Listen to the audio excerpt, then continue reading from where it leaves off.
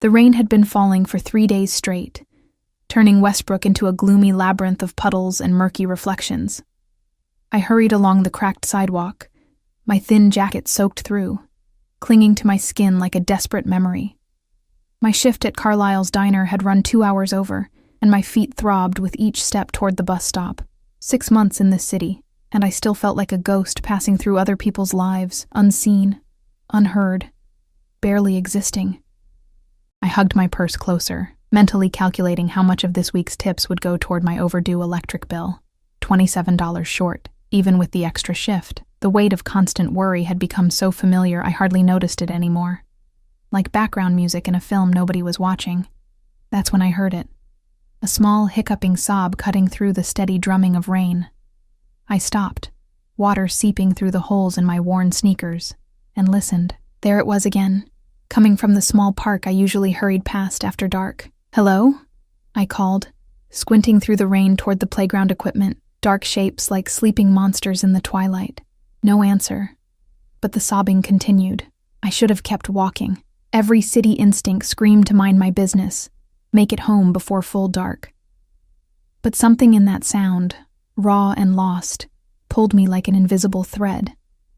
I stepped off the sidewalk, my feet sinking into muddy grass. "Is someone there? Are you okay?" The old swing set creaked in the damp breeze as I approached, and that's when I saw him. A small boy huddled beneath the covered slide, knees pulled to his chest. He couldn't have been more than 5 or 6, dressed in what looked like expensive clothes now spattered with mud. His dark hair was plastered to his forehead, and when he looked up, his eyes were swollen from crying. "Hey there," I said softly, crouching a few feet away. "Are you lost?" He nodded, lower lip trembling. "I can't find my daddy." My heart clenched. I glanced around the empty park, rain cascading from the trees in silvery curtains. No frantic parent calling a name, no search party, just us and the gathering darkness. "What's your name?" "I'm Emma." Marco," he whispered. "Marco," I repeated, smiling. "That's a strong name. How long have you been out here?" He shrugged, wiping his nose on his sleeve. "The sun was still here. I was playing, and then I couldn't see Sal anymore." Fresh tears welled in his eyes. "Who's Sal?" "He watches me when Daddy works." Alarm bells rang in my head. This child had been alone for hours, separated from his caretaker. I inched closer, sheltering under the playground equipment. "How about we try to find your dad together? Do you know his phone number?" Marco shook his head, and I noticed a small silver chain around his neck, disappearing beneath his shirt. He followed my gaze and pulled out what looked like a medallion. "Daddy says if I'm ever scared, hold this and he'll find me." I reached for my phone, intending to call the police, when a strange sensation crawled up my spine, the unmistakable feeling of being watched. My fingers froze mid-air as I slowly turned to scan the perimeter of the park. Nothing moved except the rain and wind-tossed branches, but something had changed in the quality of the silence surrounding us. The emptiness felt occupied. "Why don't we get you somewhere dry and we can figure this out?" I suggested, my voice unnaturally bright even to my own ears. As Marco stood, a black SUV with tinted windows rolled silently to the curb across from the park. I instinctively shifted, placing myself between the vehicle and the child. The driver's door opened, and a man in a dark suit stepped out, unfolding an umbrella with practiced precision. I reached for Marco's hand, prepared to run, when the rear door opened. The man who emerged didn't rush. He stood for a moment beside the vehicle, his face in shadow beneath a black umbrella. Even from 30 feet away, I felt the air change, growing heavier, charged with something I couldn't name. He wore a tailored charcoal suit that the rain didn't dare touch. No urgency in his movements, only coiled purpose. "Daddy!" Marco's voice broke with relief as he pulled away from me, running across the muddy grass. The man knelt, setting his umbrella aside as the child crashed into his arms. The rain soaked his suit, but he didn't seem to notice or care. For a few moments, they existed in their own world. The man's broad shoulders curved protectively around the boy, his face buried in Marco's hair. I stood frozen, suddenly feeling like an intruder. I should leave. This family reunion wasn't my business. But my feet wouldn't move. The man lifted his face, and even through the rain, I felt the weight of his attention settle on me like a physical touch. A shiver that had nothing to do with my wet clothes ran through me. He stood, lifting Marco effortlessly with one arm, and walked toward me with measured steps. With each footfall, details emerged from the rain: broad shoulders under expensive wool, a clean-shaven jaw with a slight scar near the chin, dark hair cropped short at the sides. But it was his eyes that rooted me in place, amber brown and unblinking, studying me with the calm assessment of a predator. "You found my son." His voice was low, with a rough edge that suggested it could become dangerous if provoked. Not a question, but a statement of fact. He was alone, crying. My own voice sounded small. I was going to call someone. Something flickered across his face.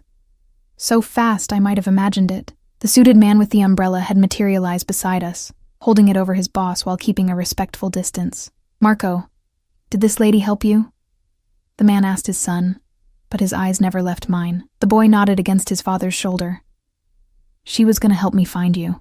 The man's gaze traveled over my soaked clothes, lingering on my name tag still pinned to my jacket, the worn edges of my sleeves, the exhaustion I couldn't hide. I fought the urge to shrink under his scrutiny. "You're shivering," he observed. I became acutely aware of how I must look. Hair plastered to my face, makeup long since washed away, the pathetic excuse for a jacket clinging to my body. "I'm fine. Just need to catch my bus." I gestured vaguely toward the stop, suddenly desperate to escape the intensity of his presence. "I insist on giving you a ride. As thanks." His tone made it clear this wasn't truly a request. "That's really not necessary. It's pouring, and buses in this district run every 40 minutes after 8. His knowledge of the local schedule wasn't as surprising as the fact that he'd noticed the time. "I'm Antonio Russo." The name hung in the rain-soaked air between us. Something about it tickled the back of my mind. A newspaper headline, perhaps, or a whispered conversation at the diner. But in that moment, with his eyes locked on mine, I couldn't place it. "Emma Clark," I responded automatically, immediately regretting giving my full name to a stranger. "Miss Clark." He tested my name like a new word. "You helped my son when others would have walked past. Allow me to ensure you get home safely." Every instinct urged caution, but the rain was coming down harder now, thunder rumbling in the distance. The bus would be crowded if it came at all, and my apartment was a 20-minute ride away. "Just a ride," I conceded, immediately feeling like I'd failed some test I hadn't known I was taking. Antonio nodded to the suited man, who moved to open the car's rear door. As we approached the vehicle, I noticed a second SUV parked behind the first, with 2 more men inside, watching the surroundings with alert eyes. "You have an escort," I observed, immediately regretting drawing attention to it. Antonio's mouth curved slightly at one corner. Not quite a smile, a necessary precaution in my position. He settled Marco into a built-in child seat before gesturing for me to enter. The interior smelled of leather and something woodsy and expensive. As I slid across the seat, I noticed a partition separating us from the driver, and what looked suspiciously like bulletproof glass in the windows. What kind of businessman needs bulletproof cars and a security detail? Antonio sat beside me, close enough that I caught the scent of his cologne. Cedar and spice with an undertone of something uniquely him. Marco leaned his head against his father's arm, exhaustion finally catching up to him. "Where do you live, Miss Clark?" Antonio asked as the vehicle pulled smoothly away from the curb. I hesitated, then gave an intersection 3 blocks from my actual apartment. Something warned me not to be too specific. If he noticed my caution, he didn't comment. "You're not from Westbrook," he stated, as the city slid past our windows in a blur of neon and rain. "Is it that obvious?" I attempted a smile. "You have a softness this city hasn't stolen yet." His eyes moved over my face. "Madison, perhaps? Or further west?" A chill prickled along my spine. I'd come from Madison 6 months ago, but I hadn't told him that. Before I could respond, he continued. "Carlisle's is fortunate to have you, though I imagine serving overcooked steaks to businessmen wasn't your dream." He'd noted my name tag, I reminded myself. Still, his attention to detail was unnerving. "It pays the bills, most of them anyway," I said, trying to keep my tone light. Something hardened in his expression. Thomas Carlyle should pay his staff better. His profit margins certainly allow for it. The casual mention of my boss's first name and financial situation suggested a familiarity that made me increasingly uneasy. Who was this man? How old is Marco? I asked, deliberately changing the subject. Antonio glanced at his son, now dozing against his side. Something in his expression softened. 6. Too curious for his own good sometimes. What happened today? I ventured. The softness vanished. A miscommunication. Someone's last day of employment. The finality in his tone made me shiver again. We rode in silence for several blocks, the only sound the rain drumming on the roof and Marco's soft breathing. I became acutely aware of Antonio's presence beside me, the controlled power in his stillness, the way he took up space without moving. He was watching the passing streets, but I felt his awareness of me like a physical touch. Your neighborhood, he said eventually as the vehicle slowed. Relief washed through me as I recognized the corner I'd specified. I reached for the door handle, but it wouldn't budge. Allow me, Antonio said, pressing something on his armrest. The suited man appeared outside, opening my door and extending an umbrella. Thank you for the ride, I said, gathering my purse and preparing to step out into the rain. Antonio caught my wrist, his grip firm but not painful. The contact sent a jolt through me that had nothing to do with fear, or at least, not entirely fear. You're working tomorrow? He asked, though something in his tone suggested he already knew the answer. Yes, morning shift. He released me, reaching into his jacket to withdraw a business card. The paper was thick and cream-colored, with only a phone number embossed in dark ink. If you ever need anything, Miss Clark? He placed the card in my palm, his fingers brushing against mine with deliberate intent. Our eyes met, and in that moment, I understood that my life had just irrevocably changed course. I had crossed the path of someone powerful and dangerous, someone who now knew my name, where I worked, and approximately where I lived. Goodbye, Mr. Russo, I managed, stepping out into the rain beneath the shelter of the umbrella. I watched the vehicle pull away, its taillights bleeding red into the wet darkness. Only when it had disappeared around a corner did I realize I was clutching the business card so tightly it had creased in my palm. 3 blocks to my apartment, walking through the rain, I couldn't shake the feeling that my encounter with Marco had been no accident, and that Antonio Russo was not finished with me. I didn't know it then, but I had just made the first move in a game whose rules I didn't understand, with a man who never lost. Sleep evaded me that night. I tossed in my narrow bed, rain tapping against my window like impatient fingers, as Antonio Russo's amber eyes haunted the darkness behind my eyelids. The business card lay on my nightstand, its embossed number catching the blue glow of my alarm clock. 3:17 a.m. I'd have to be up in 3 hours for my shift. The next morning arrived in a haze of exhaustion. I fumbled through my apartment, a cramped studio with water stains on the ceiling, and a temperamental radiator that clanked and wheezed, but rarely provided actual heat. The previous tenant's yellow curtains, the only splash of color in the place, hung limply over windows that faced a brick wall. 6 months here, and I still hadn't bothered to replace them. My phone buzzed with a text from my manager as I was pulling on my uniform. Need you to stay late again, Jenna called out. No question, no apology. Just another command that would stretch my 12-hour shift into 14. I typed back a quick okay and slipped the phone into my pocket, ignoring the hollow feeling in my chest. Outside, Westbrook had emerged from the rain renewed, streets glistening under a tentative autumn sun. The walk to the bus stop felt different somehow. My senses hyper-aware, scanning faces, noticing dark cars, feeling exposed. Was I being paranoid? Or had my encounter with Antonio Russo made me suddenly visible in a city where I'd been invisible for months? Carlyle's diner occupied the ground floor of a renovated brick building downtown, its red leather booths and chrome accents aiming for nostalgic charm, but achieving only dated weariness. I tied my apron with practiced movements, pinned my name tag in place, and plastered on the smile that was as much a part of my uniform as the unflattering polyester dress. You look like hell, Em, Diane, our 60-something hostess, remarked as I filled coffee cups for the morning rush. Rough night? Something like that, I mumbled, avoiding her too perceptive gaze. The morning passed in a blur of pancake orders and coffee refills, the mundane rhythm almost convincing me that last night had been a strange dream. Almost. Until noon. I was balancing plates for a 4-top when the atmosphere in the diner shifted, conversations dimmed, silverware paused mid-clink, and heads turned toward the entrance. Diane stood frozen by the hostess stand, her usual greeting stuck in her throat.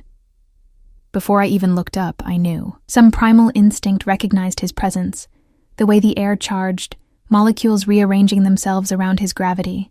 Antonio Russo stood in the doorway, today in a navy suit, tailored to emphasize broad shoulders and a lean waist. The scar near his chin caught the light, a silver thread against his skin. Unlike my memory from the rain-distorted night, he was younger than I'd thought, mid-30s perhaps, with strands of silver at his temples that spoke more of stress than age.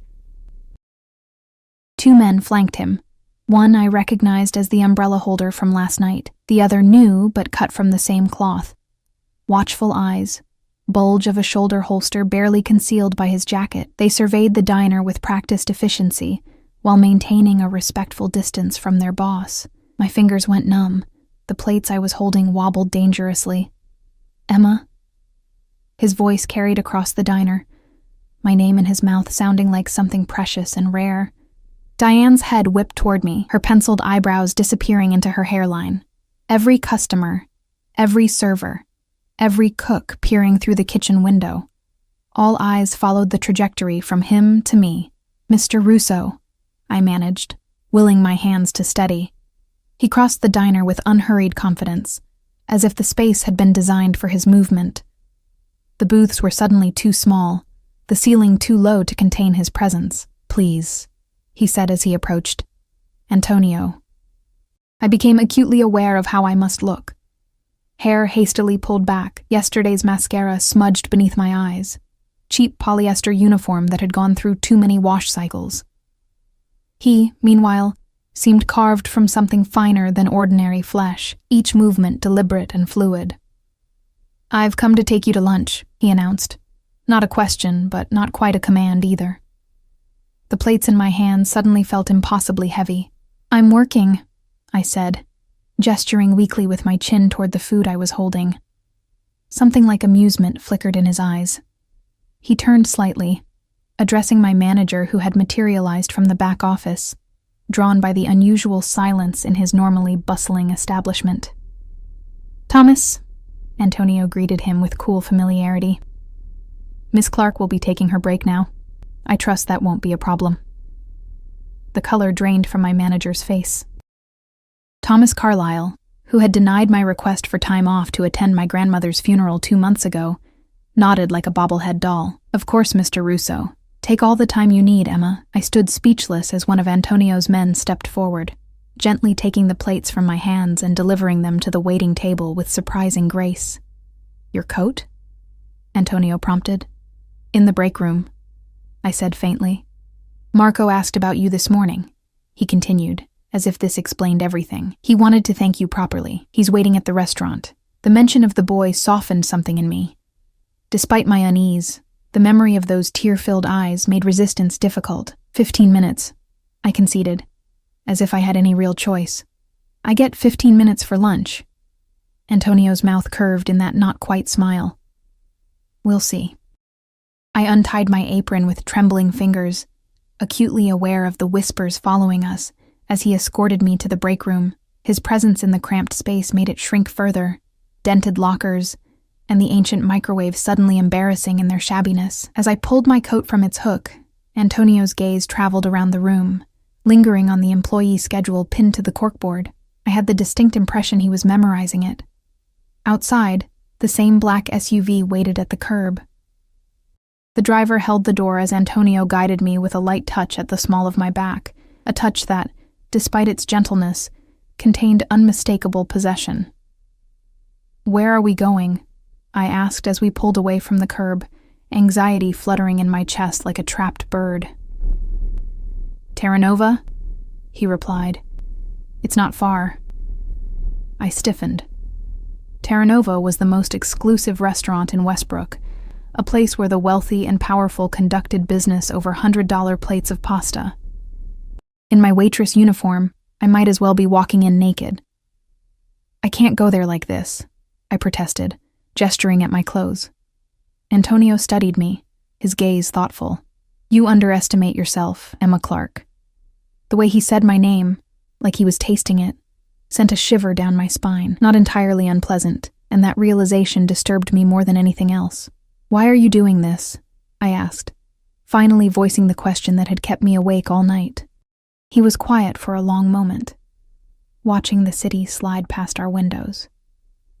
"You showed kindness to my son when you had nothing to gain. That's unusual in my world." There was something raw in his voice, a brief glimpse behind the controlled exterior that made me wonder what his world was really like.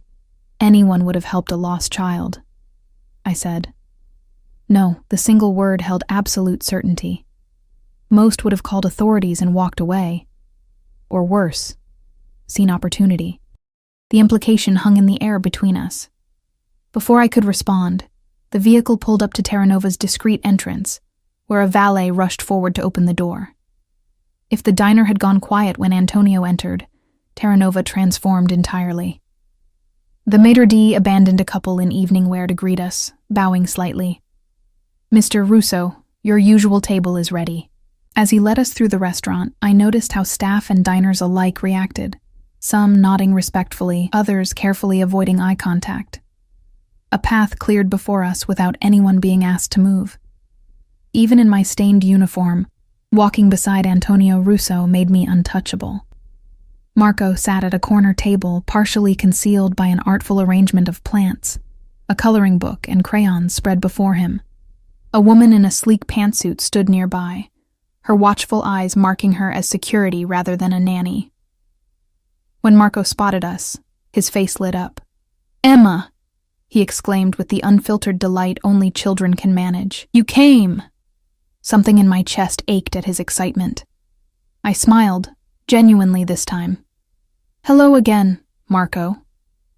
As I sat, I noticed every detail of the table setting. Crystal water glasses, silver so polished it reflected the soft lighting, white orchids in a simple arrangement. The menu had no prices, which told me everything I needed to know. "I ordered your favorite," Antonio told his son, who bounced in his seat. "Spaghetti and meatballs," Marco informed me proudly. "Do you like spaghetti?" "I do," I said, my tension easing slightly in the face of his innocent enthusiasm. Antonio watched our exchange with an intensity that made my skin flush. When Marco became absorbed in his coloring, he leaned slightly toward me. "I looked into your situation, Emma." The ease I'd been feeling evaporated instantly. "My situation? Your apartment on Lakeside Drive, the electric bill, the student loans." Ice flooded my veins. "How do you—" "It's what I do." He lifted a hand, dismissing my alarm as waitstaff appeared, serving plates without taking orders. "I gather information." "That's invasive," I said, fighting to keep my voice down. "And inappropriate." Something dangerous flickered in his eyes. "What's inappropriate is Thomas Carlyle paying you $8 an hour while he takes home 6 figures. What's inappropriate is your landlord ignoring the black mold in your bathroom ceiling." I stared at him, speechless. How could he possibly know about the mold? "You're struggling unnecessarily," he continued, his voice softening. "I can help." "Why would you want to?" I managed. His eyes moved over my face, lingering on my lips before meeting my gaze again. "Let's say you've awakened my curiosity." Before I could respond, Marco tugged at my sleeve. "Do you want to see my picture?" Grateful for the interruption, I turned my attention to his coloring book, admiring the superhero he'd filled with impossible colors. As we ate, Marco chattered about his school and friends, while Antonio watched us with an expression I couldn't decipher, something between satisfaction and hunger. When dessert arrived, tiramisu I hadn't ordered but devoured anyway, I checked my phone and gasped, "I've been gone almost an hour." Antonio signaled the server, who appeared instantly with the check. He signed without looking at the total. "I need to get back," I insisted, gathering my things. Of course. He rose smoothly, helping Marco with his jacket. We'll take you. The ride back to the diner passed in silence, Marco dozing against his father's side. When we arrived, Antonio turned to me. I have business in Chicago until Friday. Have dinner with us when I return. Again, not quite a question. I hesitated, every rational thought screaming caution. I don't think that's a good idea. His expression didn't change, but something in the air between us tightened. Because you're afraid of me? Should I be? The words slipped out before I could stop them. Antonio reached out slowly, giving me time to pull away, and tucked a strand of hair behind my ear. His fingers brushed my cheek, leaving a trail of heat. Never, he said softly. But everyone else should. I climbed out of the SUV on unsteady legs, aware of eyes watching from inside the diner. As the vehicle pulled away, Marco waved sleepily from the window. The questions began the moment I stepped inside. Emma Clark. Diane cornered me by the coffee station. Do you have any idea who that was? Antonio Russo, I said, tying my apron with trembling fingers. Her heavily lined eyes widened. Antonio Russo, who owns half the waterfront. Antonio Russo, whose name makes grown men piss themselves. What the hell did you do to catch his attention? I found his son in the park last night, I explained, the mundane truth sounding inadequate even to my ears. Diane snorted. Girl, men like that don't take waitresses to lunch at Terra Nova for finding lost kids. They send a fruit basket. As I moved through the rest of my shift in a daze, whispers followed me. Customers who had ignored me for months suddenly knew my name. My manager, who had scheduled me for 7 straight days without overtime, offered me Saturday off. Something fundamental had shifted in my universe, and Antonio Russo was the center of the disturbance. Back in my apartment that night, I stood under a lukewarm shower. The building never had enough hot water after 8 p.m., replaying every moment of our encounter, the way he said my name, the casual display of power, the gentle way he touched my face. I wrapped myself in my threadbare towel and padded to the bedroom, freezing when I saw my front door. It was closed and locked, just as I had left it, but hanging on the doorknob was a garment bag I had definitely not put there. Heart pounding, I approached it slowly. A cream-colored card was pinned to the front, my name written in elegant script. With shaking fingers, I unzipped the bag to reveal a dress in deep emerald silk. Simple, elegant, and undoubtedly expensive. The card contained only a date, Friday, and an address. No signature was needed. I sank onto my bed, the silk cool and dangerous beneath my fingers. I should call the police. I should throw the dress away. I should pack my things and disappear. Instead, I found myself lifting the dress against my body, turning toward the cloudy mirror on my closet door. The woman who looked back at me was someone I didn't recognize, eyes too bright, cheeks flushed, lips parted in a mixture of fear and something else. Something that felt dangerously like anticipation. Antonio Russo had not only entered my life, he was rewriting it without permission. And despite every warning bell sounding in my mind, I couldn't say with certainty that I wanted him to stop. Friday arrived with the inevitability of a gathering storm. I spent the 3 days between Terra Nova and our date in a state of nervous anticipation, jumping at shadows and studying every black vehicle that passed the diner windows. Antonio had not contacted me, but his presence lingered everywhere. Thomas Carlyle suddenly discovered overtime pay existed. The persistent leak under my kitchen sink was fixed without my requesting maintenance.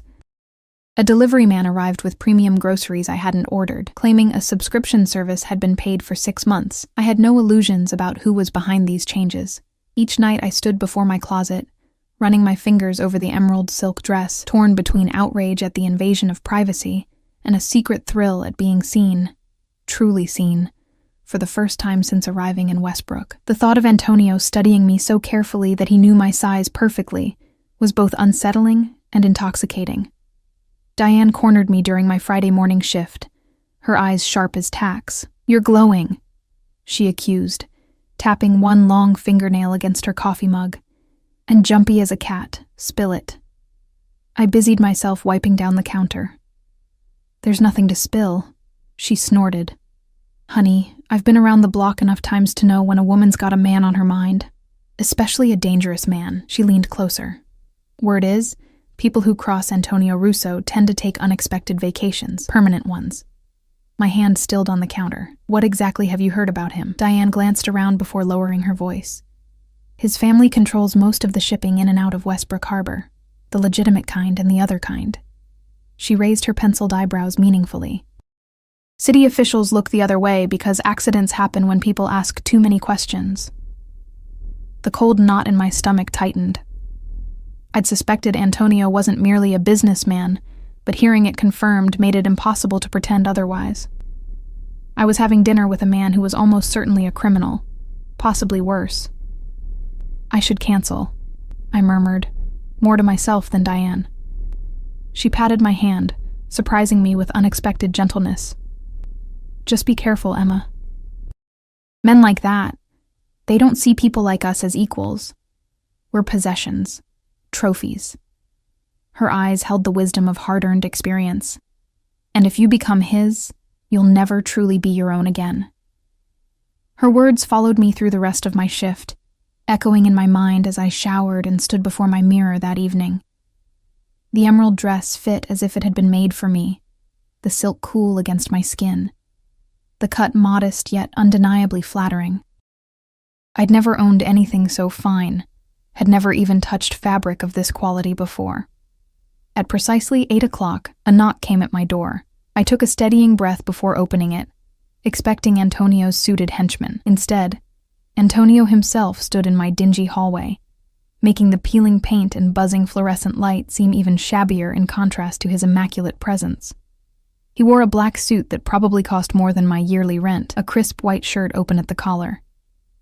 The casualness of the missing tie made him look both more approachable and somehow more dangerous. His eyes moved over me slowly, appreciation evident in their amber depths. Emma. My name in his mouth still sounded like a benediction. You shouldn't have sent the dress, I said, finding my voice. Or the groceries. Or interfered with my job. A slight smile curved his lips. You're wearing it. That's not the point. It suits you perfectly. His eyes continued their unhurried assessment. As I knew it would, heat crept up my neck. How did you get into my apartment? I own the building. I blinked, processing this information. Since when? Tuesday afternoon. My mouth fell open. You bought my entire apartment building? It was mismanaged, he replied, as if purchasing real estate was a perfectly reasonable response to meeting someone new. The superintendent has been replaced. You'll notice improvements soon. I struggled to find words, torn between outrage and a bewildering sense of flattery that someone would go to such lengths for my comfort. No one had ever considered my well-being worth even minor inconvenience, let alone the purchase of an entire building. This isn't normal, I finally managed. I'm not a normal man. He offered his arm. Shall we? Against my better judgment, I locked my door and took his arm, hyper-aware of the solid muscle beneath the expensive fabric. We walked down the hall together, my neighbors peering through barely cracked doors, witnessing the strange tableau of Antonio Russo escorting the quiet girl from 3B. This time, there was no security detail visible, though I suspected they were nearby. The car waiting at the curb was different too, a sleek silver Bentley with a discreet driver who opened the door without meeting my eyes. Where's Marco? I asked as we pulled away from the curb, the buttery leather seats making me acutely conscious of my own humble origins. With his grandmother for the weekend. Antonio sat beside me, close enough that I caught the now familiar scent of his cologne. Tonight is just us. The simple statement sent a shiver down my spine. In the confines of the Bentley, his presence seemed even more overwhelming. Something primal and compelling that made it difficult to remember all the reasons I should be running in the opposite direction. Where are we going? I asked, trying to keep my voice steady. My home. I tensed. I thought we were going to a restaurant. Antonio turned to face me, his expression serious. I have enemies, Emma. Being seen with me in public places puts you at risk. But lunch at Terra Nova was a calculated risk, one I won't repeat unnecessarily. His hand moved to cover mine where it rested on the seat between us. My home is secure. We won't be observed or interrupted there. The warning bells in my mind grew louder. Going to his home meant no witnesses, no public setting to moderate his behavior. Yet the gentle pressure of his hand on mine didn't feel threatening. It felt like an anchor in increasingly turbulent waters. "Who are you, really?" I asked softly. His thumb traced circles on my skin. "You already know the answer to that question." "I want to hear you say it." Antonio studied me for a long moment. "My family has controlled certain aspects of this city's commerce for 3 generations. I inherited that responsibility 11 years ago, when my father was killed." The clinical way he mentioned his father's murder sent a chill through me. "And Marco's mother?" I ventured. A shadow crossed his face. "She left when he was an infant, decided our life wasn't what she'd expected. There was old pain there, buried beneath layers of control." Before I could ask more, the Bentley turned through an elaborate gate set into a high stone wall.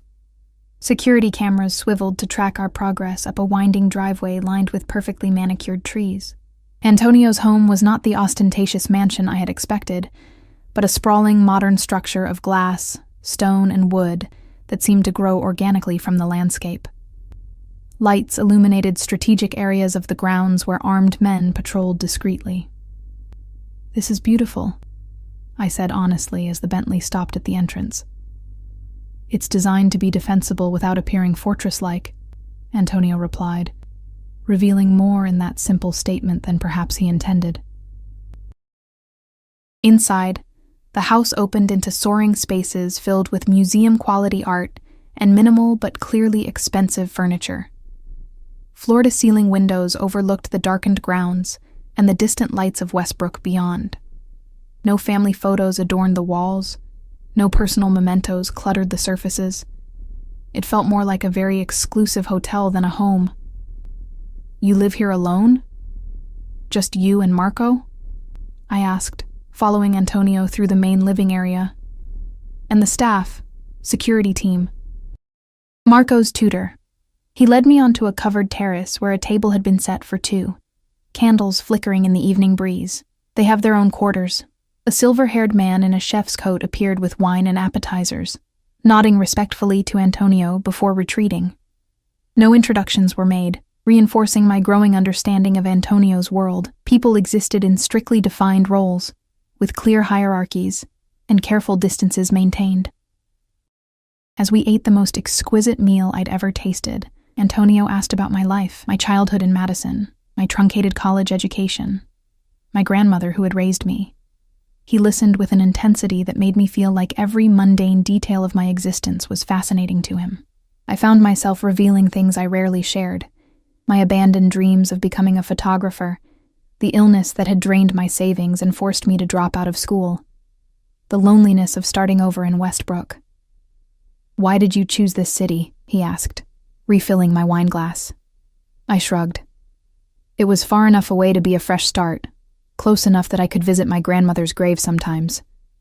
And the bus ticket was cheap. Something like anger flickered across his face. "The arbitrary cruelty of circumstance," he murmured. "You deserved better." "Everyone thinks they deserve better," I said, uncomfortable with his assessment. "Life just is what it is." "No." The single word held absolute conviction. "The world bends to will and power, Emma. Circumstance is just an obstacle to be overcome." His certainty was both attractive and frightening. In Antonio's worldview, there were no immovable objects, only insufficient force applied. After dinner, he showed me through the house, a tour that carefully included some spaces while obviously excluding others. I noticed secure doors requiring fingerprint access, areas where the security detail was more concentrated. Marco's wing was bright and child-friendly, filled with toys and books, a stark contrast to the austere elegance of the rest of the house. In Antonio's private study, I paused before a large painting, a stormy seascape where a single beam of light broke through dark clouds. "You appreciate art," he observed, standing close enough that I could feel the heat of his body. "I recognize quality when I see it," I replied, turning to face him, "even if I can't afford it." "What else do you recognize, Emma Clark?" His voice had dropped lower, a rough edge betraying carefully controlled desire. He was standing very close now, his eyes intent on mine. The air between us seemed charged with electricity, making it difficult to breathe. Danger, I whispered truthfully. Antonio lifted his hand slowly, giving me time to pull away and trace the line of my jaw with his fingertips. Yes, there is danger here. His touch was feather-light, but I felt it like a brand against my skin. But not from me, never from me. The people who would use me to hurt you, I guessed, understanding dawning. That's why you're keeping me away from public places. His expression darkened. I have enemies who wouldn't hesitate to strike at me through anyone I show interest in. Is that what I am? An interest? His thumb brushed my lower lip, sending a shock of sensation through me. You are becoming much more than that, he admitted, his voice rough. And it's terrifying me. The confession, so at odds with his controlled exterior, broke something loose inside me. I leaned forward, closing the distance between us, and pressed my lips to his. For one breathless moment, he remained perfectly still. Then his control shattered. His arms encircled me, pulling me against the hard planes of his body, as his mouth claimed mine with hungry intensity. I gasped against his lips, my hands finding purchase on his shoulders as he walked me backward until I felt the edge of his desk behind me. His kiss was nothing like I'd imagined. Not cold or calculating, but desperate and consuming, as if he'd been starving for this contact. One hand tangled in my hair, the other at the small of my back, pressing me closer. I felt the careful boundaries he maintained crumbling as he groaned my name against my lips. The ringing of a phone cut through the heated moment like a splash of cold water. Antonio pulled back, his breathing ragged, eyes dark with want. For a second, he seemed ready to ignore it, his gaze fixed on my lips. Then something shifted in his expression, the mask of control sliding back into place as he recognized the specific ringtone. I have to take this, he said, his voice still rough. It's Marco's security detail. Fear instantly replaced desire. Is he okay? Antonio squeezed my hand before releasing me, pulling the phone from his pocket. Russo, he answered, his tone clipped and professional.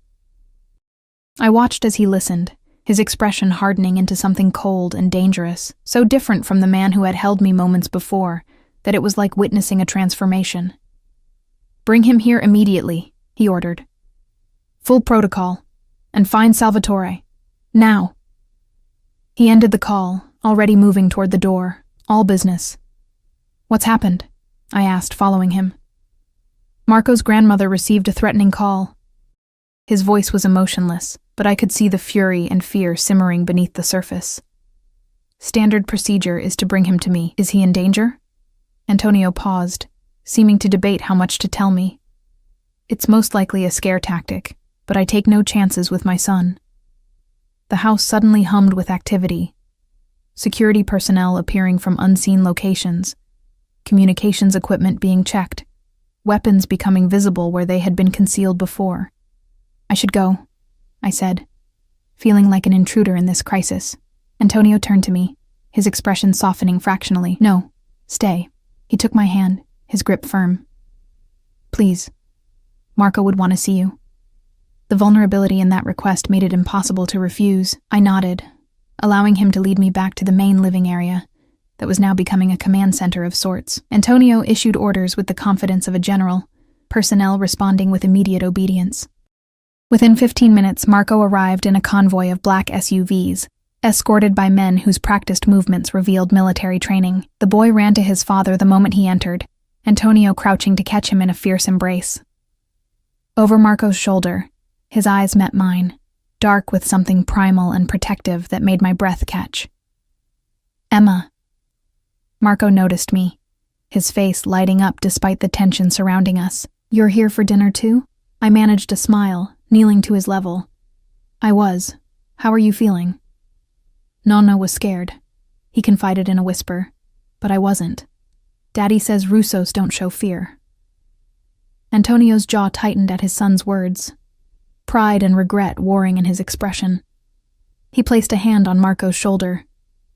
Even Russos are allowed to be afraid sometimes, Piccolo. What matters is what we do with that fear.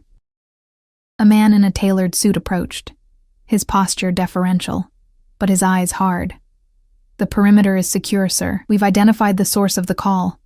It came from inside the Castellano organization. Antonio nodded once, his face settling into dangerous stillness.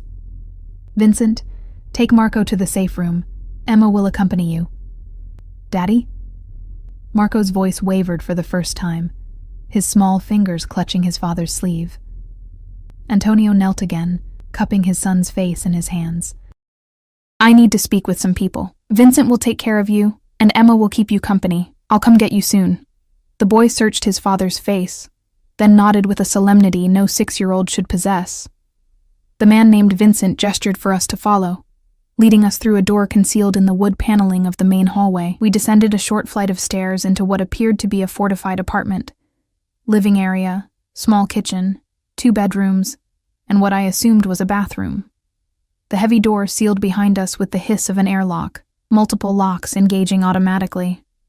Secure communication is there, Vincent told me, pointing to a console near the door. Press the red button for Mr. Russo directly. Marco tugged at my hand. Want to see my secret room toys? They're better than my regular toys. Vincent gave me a small nod before stationing himself by the door, hand resting casually near his concealed weapon. I followed Marco to a child-sized table where elaborate building blocks and action figures were arranged. Do you come down here often? I asked, keeping my voice light as I sat cross-legged beside him. Sometimes when Daddy has business meetings, Marco replied, selecting blocks with careful consideration. Vincent says it's like a submarine, but cooler 'cause it has pizza. I glanced around, noticing the fully stocked kitchen, the air filtration system, the absence of windows. This wasn't merely a panic room, it was designed for extended occupation. Are you scared? Marco asked suddenly, his dark eyes, so like his father's, studying me with surprising perception. A little, I admitted. He nodded sagely. That's okay. Daddy will fix it. He fixes everything. He placed a block carefully atop his growing structure. He said you found me in the park because you have a good heart. Is that why you're here? Because of your heart? The innocent question struck me with unexpected force. Why was I here? Not just in this bunker, but in Antonio's house, in his life. I had stepped into a world of danger and power struggles far removed from my simple existence. And I had done it willingly, drawn by something I couldn't quite name. I think I'm here because your dad doesn't want either of us to be alone right now, I said finally. Marco seemed to accept this, returning to his blocks. We played for what felt like hours, though my watch showed only 40 minutes had passed when the communication console beeped. Vincent answered it, his posture straightening as he listened. Yes, sir. Understood. He turned to us. Mr. Russo is coming down. The situation has been addressed. The door unsealed with the same mechanical hiss, revealing Antonio. His appearance was immaculate as ever. Not a hair out of place, yet something in his eyes had changed. A coldness that hadn't been there before. Daddy! Marco abandoned his blocks, running to his father. Antonio lifted him effortlessly, holding him close for a moment before setting him down. Everything is fine now, Piccolo. No one will bother Nonna again. The certainty in his voice sent a chill down my spine. I didn't want to know what addressing the situation had entailed. Can I sleep in my real room tonight? Marco asked. Of course. Antonio ruffled his hair. Go with Vincent to get ready for bed. I'll be up to say goodnight in a few minutes. As they departed, leaving us alone in the bunker, Antonio's carefully maintained facade seemed to waver. He rubbed a hand over his face, a surprisingly human gesture from a man who controlled his every movement. I'm sorry you had to witness this, he said finally. Is Marco in real danger? I asked, the question that had been burning inside me since the phone call. Antonio considered me for a long moment, as if weighing how much truth to share. There are always threats. Most are posturing, attempts to unnerve me or test my defenses. He moved closer, his voice dropping. But I can never assume any threat is empty when it comes to my son. Because of what you do, it wasn't a question. Because of who I am. He held my gaze steadily. The Russo family has controlled certain aspects of commerce in this region for generations. Where there is power, there are always those who covet it. You mean criminal enterprises, I said, needing to hear him acknowledge it. A hint of a smile touched his lips. The line between legitimate business and criminal enterprise is rarely as clear as people believe. Laws are written by those with enough influence to shape them. That's not an answer. It's the only one I can give you right now. He reached for my hand, his touch surprisingly gentle for a man I had just watched command an armed security team. "What you need to understand is that my world is dangerous, Emma. Anyone close to me becomes a target. I should have been terrified. I should have walked away. Instead, I found myself asking, is that why Marco's mother left?" Pain flashed across his face before he concealed it. Sophia didn't leave because of danger. She left because she discovered that loving a Russo meant sharing me with obligations she hadn't fully comprehended when we married. "The family business," I said carefully. My father was still in charge then. I was being groomed to take his place. His thumb traced circles on my palm, his eyes distant with memory. "She was pregnant when my father was killed. After Marco was born, she stayed for 8 months before she disappeared." A bitter smile curved his lips. "She left a note saying she wasn't cut out to be a Don's wife or a Don's son's mother." The confirmation of what I had suspected, that Antonio was essentially a Mafia Don, should have sent me running. Instead, I felt a strange ache for the man before me, forced into a role by birth and circumstance, abandoned with an infant son. "And now?" I asked softly. His eyes refocused on me, intensity burning in their depths. "Now I find myself breaking my own rules for a woman who showed kindness to my son." His free hand came up to cup my cheek. "A woman who looks at me and sees past the power and the danger to the man beneath." "I hardly know you," I whispered, though it felt like a lie. Something in me recognized something in him, as if we were pieces of the same broken whole.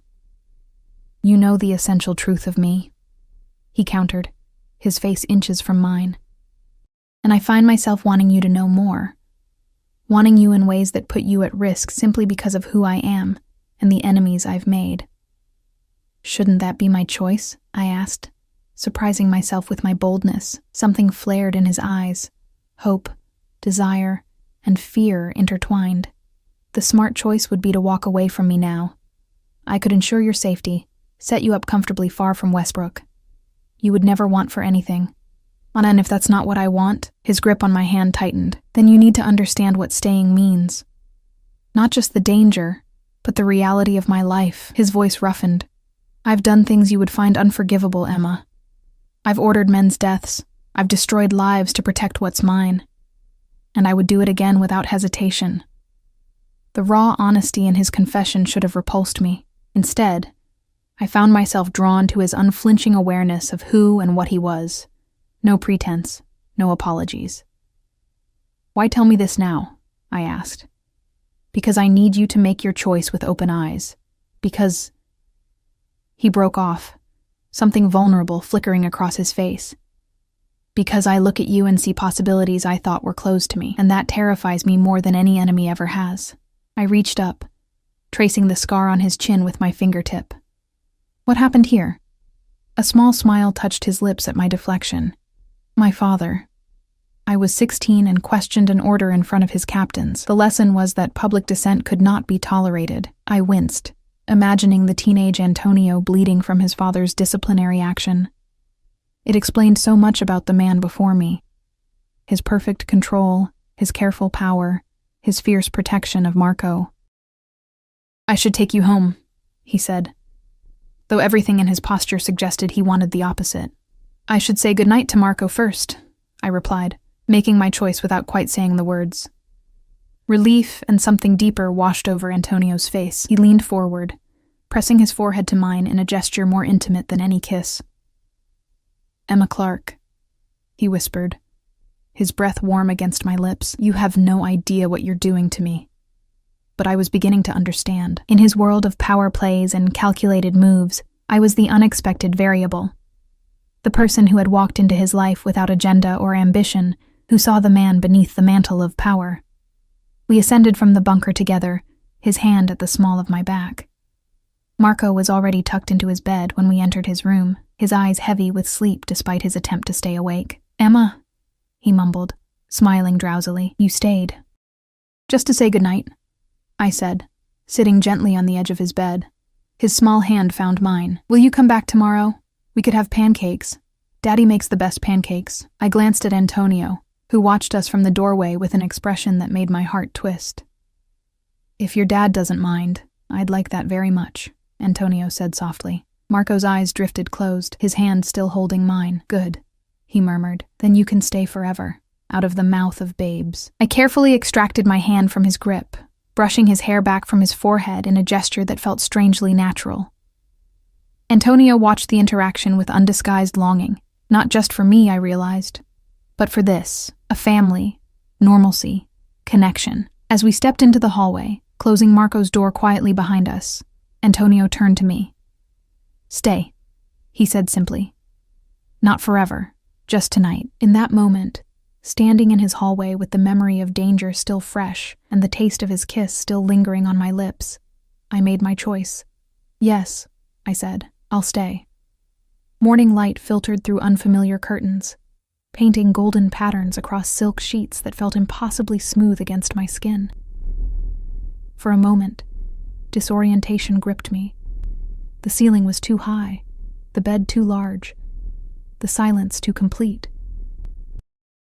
Then the events of the previous night came rushing back, and I turned to find Antonio watching me, propped on one elbow, his expression unguarded in a way I hadn't seen before.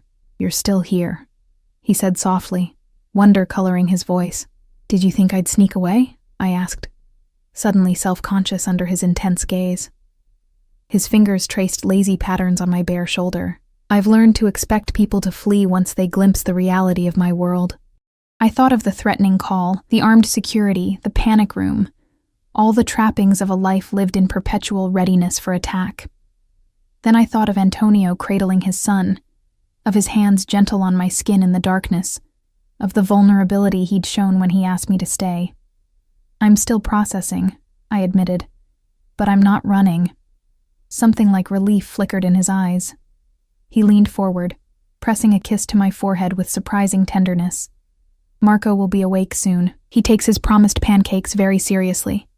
The domesticity of the moment struck me. This dangerous man in rumpled sheets discussing breakfast with the morning light softening his features. I reached up, tracing the line of his jaw, the slight stubble rough beneath my fingertips. Is this real? I asked, voicing the question that had haunted me since our first meeting in the rain-soaked park. Or am I just a novelty that will wear off? Antonio caught my hand, pressing a kiss to my palm. You're the first real thing I've touched in years, he said, his voice rough with emotion. Everything else has been strategy, calculation, necessity. But you... He exhaled slowly. You were never part of any plan, Emma. You simply happened. And now I find I cannot imagine a future without you in it. The raw honesty in his words stole my breath. Before I could respond, a small voice called from the hallway, followed by the patter of running feet. Daddy, you promised pancakes! Antonio smiled, the unguarded expression transforming his face. Timing was never his strong suit, he murmured, reaching for a shirt. I clutched the sheet to my chest as Marco burst into the room, his eyes widening when he spotted me in his father's bed. Emma, you did stay forever, he exclaimed, delight radiating from him. Not forever, I corrected gently. Just for breakfast. Marco's face fell momentarily before brightening again. But you'll come back, right? For more pancakes tomorrow? Antonio ruffled his son's hair. Let's not overwhelm Miss Clark, Piccolo. Go wash your hands and face. We'll meet you in the kitchen. As Marco scampered away, Antonio turned to me with an apologetic smile. He's unused to having anyone here besides staff. I should have locked the door. It's fine, I assured him. Though my cheeks burned at being discovered in his bed by a 6-year-old, he seems happy about it at least. He's been asking for a mother since he learned most of his friends have one, Antonio said quietly, handing me a silk robe from his closet. I've never brought anyone home before. Never let anyone meet him properly. The weight of what he was telling me settled in my chest. That by bringing me into his home, introducing me to his son, he had already crossed lines he had drawn for himself long ago. The kitchen, like everything in Antonio's home, was a study in understated luxury. Sleek appliances, marble countertops, a huge island where Marco now perched on a stool, swinging his legs impatiently. To my surprise, no staff appeared to prepare breakfast. Instead, Antonio moved through the space with practiced ease, gathering ingredients, heating a griddle. You really do make the pancakes yourself, I observed, accepting the coffee he handed me. A small smile tugged at his lips. Some traditions I insist on maintaining. My mother taught me before she passed. I sat beside Marco, helping him arrange blueberries into smiley faces on his pancakes while Antonio cooked. The domesticity of the scene was surreal, this glimpse of ordinary family life existing within the fortress of a Mafia don's home.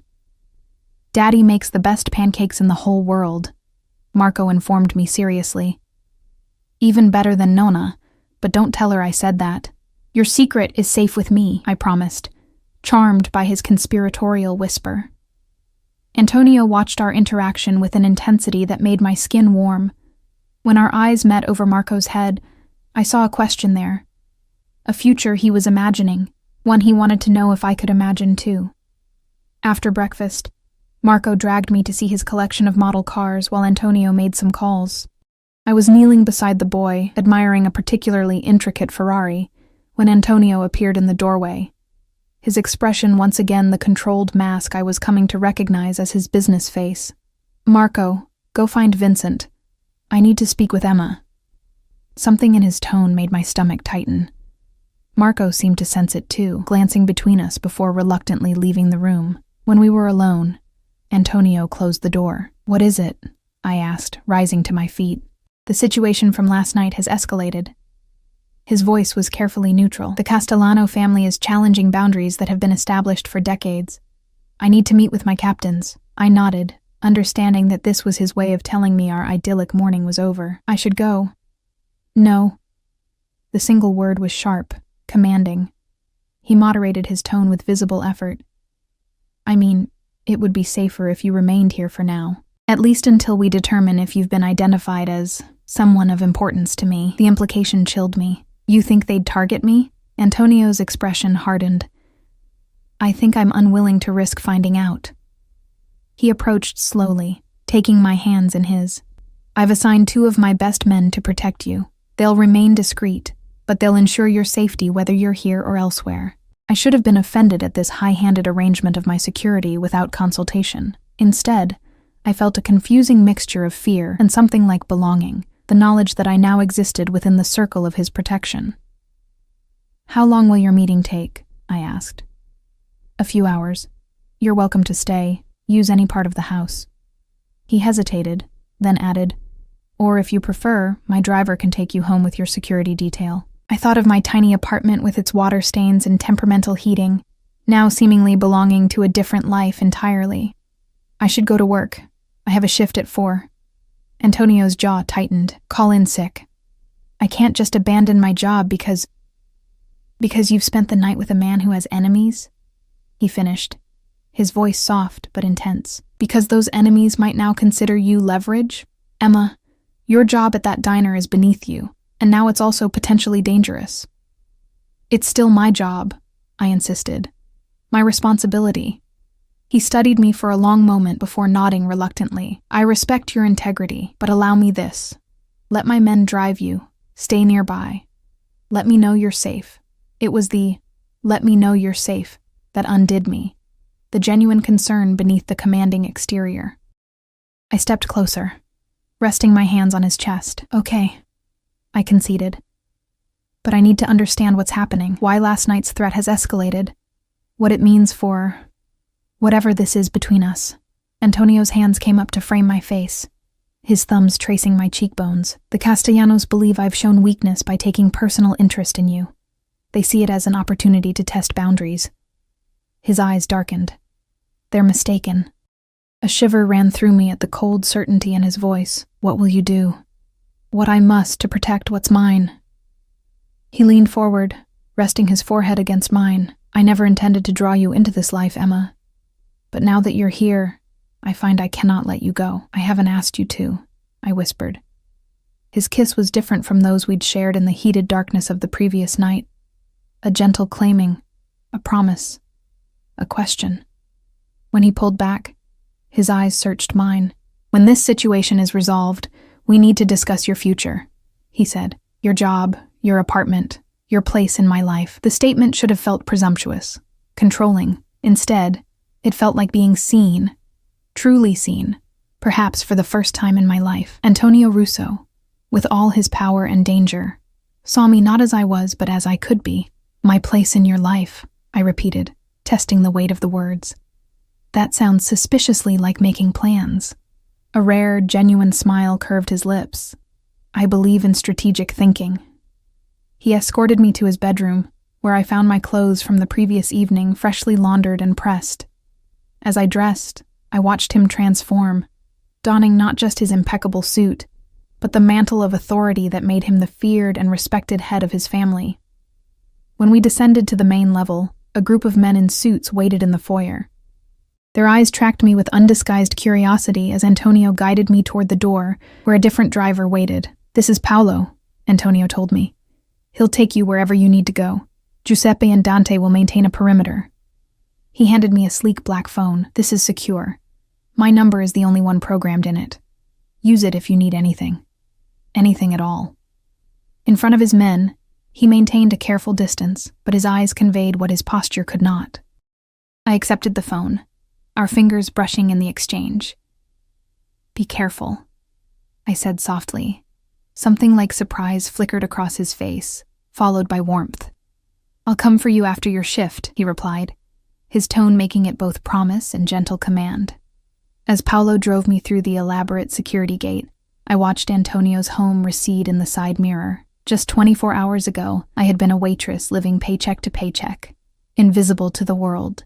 Now I was being driven in a luxury car with a security detail, carrying a direct line to one of the most powerful men in the city. My mother had always warned me that life could change in an instant. I don't think this was what she had in mind. I spent the hours before my shift in a daze, moving through my apartment like a stranger. Everything looked smaller, shabbier after Antonio's home. I showered, changed into my uniform, and pretended not to notice the black sedan parked across the street or the man who casually followed half a block behind as I walked to the bus stop. Carlisle's diner was busy when I arrived, the Saturday dinner rush in full swing.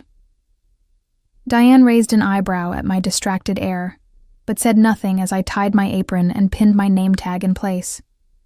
I moved through my familiar routine on autopilot, taking orders, refilling coffee, calculating tips, all while feeling as though I was watching myself from a distance.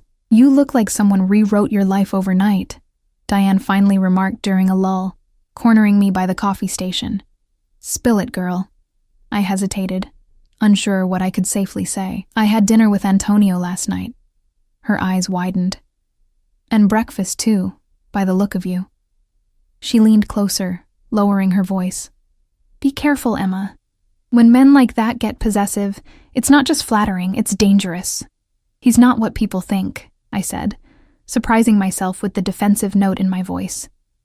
Diane gave me a sad smile. "Honey, they're all exactly what people think, when it comes down to it. The question is whether you can live with that truth." Before I could respond, the diner door opened, and the atmosphere shifted just as it had days ago.